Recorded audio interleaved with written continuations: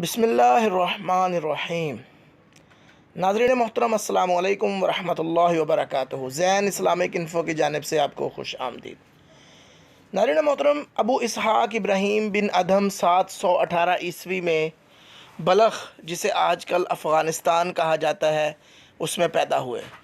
آپ کے والدین کا تعلق کوفہ سے تھا، جو دور جدید میں جسے عراق کا نام دیا گیا ہے۔ بعض روایات کے مطابق آپ کا شجرہ نسب امام علی مقام حضرت امام حسین ابن علی رضی اللہ تعالی عنہ سے جا ملتا ہے، لیکن کچھ مورخین کے مطابق آپ کا شجرہ نسب حضرت عمر بن خطاب رضی اللہ تعالی عنہ سے بھی ملتا ہے۔ ابراہیم بن ادھم کے والد بخارا شہر کے سلطان تھے، حکمران تھے۔ ان کی وفات کے بعد سلطان کا تاج آپ کے سر پر سجایا گیا۔ آپ کو خریداری کرنا، قیمتی لباس پہننا، دوسروں کی دعوت کرنا، طرح طرح کے لذیذ کھانے کھانا، شکار کرنا، قیمتی جانور پالنا پسند تھا۔ آپ کا خیال تھا کہ دنیا میری مٹھی میں ہے، میں جو چاہوں کر سکتا ہوں۔ لیکن اس کے ساتھ ساتھ ابراہیم بن ادھم کے دل میں کہیں کوئی خلا، کوئی کسک باقی تھی، جو انہیں ہر وقت بے چین کیے رکھتی تھی۔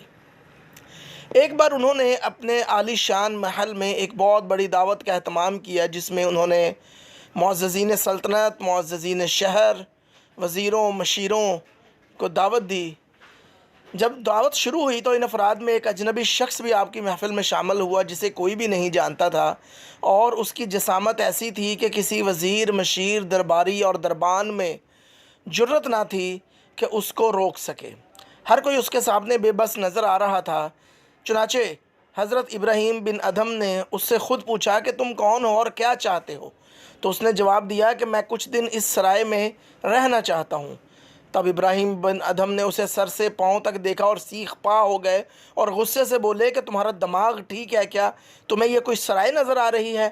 یہ میرا محل ہے۔ تب وہ شخص انتہائی خوبصورت طریقے سے مسکرایا اور بولا، جناب آپ مجھے دیوانہ کہہ رہے ہیں، حالانکہ میرے خیال میں آپ خود لا علم اور بے خبر ہیں۔ چنانچہ اس شخص نے کہا، اچھا مان لیتے ہیں یہ آپ کا محل ہے، تو مجھے بتائیں یہ آپ نے کہاں سے لیا؟ تو حضرت ابراہیم بن ادھم بولے کہ یہ میرے والد محترم نے مجھے دیا ہے۔ تب اس شخص نے کہا، اچھا مجھے بتائیے آپ کے والد محترم کو یہ کہاں سے ملا؟ تب ابراہیم بن ادھم بولے کہ انہیں میرے دادا، یعنی ان سے پہلے جو سلطان تھے، انہوں نے دیا تھا۔ تو وہ شخص بولا، یہ محل آپ کے دادا کو کس نے دیا تھا؟ تو ابراہیم بن ادھم جھنجھلا کر بولے کہ انہیں فلاں نے اور اس کو فلاں نے دیا۔ تب وہ شخص بولا، اچھا کیا یہ تمام لوگ جو آپ کے خیال میں اس محل کے مالک ہیں، وہ آپ کے ساتھ اس میں رہائش پذیر ہیں، یعنی رہتے ہیں؟ تو حضرت ابراہیم بن ادھم نے کہا، یہ کیسی بات کر رہے ہو، پاگل ہو کیا وہ ابھی بھی یہاں پہ رہیں گے؟ وہ اپنے اپنے وقت پر اس دنیا سے رخصت ہو گئے اور خالق حقیقی سے جا ملے ہیں۔ تب اس شخص نے جواب دیا، تو آپ کا مطلب یہ ہے کہ وہ کچھ عرصہ اس محل میں رہے، کچھ عرصہ وقت گزارا اور چلے گئے، اور یہ سلسلہ چلتا آ رہا ہے، اسی طرح آپ بھی کچھ وقت گزاریں گے اور چلے جائیں گے۔ تب ابراہیم بن ادھم پر سناٹا چھا گیا۔ تو اس شخص نے کہا کہ یہ سرائے ہی ہوا نا، جہاں کوئی شخص آیا، کچھ دیر رہا تو پھر چلا گیا۔ ابراہیم بن ادھم چپ ہو گئے اور ایک لفظ منہ سے نہ بول سکے۔ اس گفتگو کے بعد وہ اجنبی شخص تو محل سے چلا گیا، لیکن اس واقعہ نے آپ کو جھنجھوڑ کر رکھ دیا۔